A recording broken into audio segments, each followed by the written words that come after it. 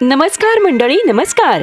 आमच्या घरी इवल्याशा पावलांनी आलेल्या गोडपरीच्या नामकरणाचा सोहळा शुक्रवार दिनांक 28 जून 2024 रोजी सकाळी 11 वाजता डॉक्टर बाबासाहेब आंबेडकर गार्डन मंगल कार्यालय धानोरी पुणे येथे करण्याचे योजले आहे. यानिमित्त तुम्हा सगळ्यांना संपूर्ण सावंत परिवाराच्या वतीने आग्रहाचं सस्नेह निमंत्रण.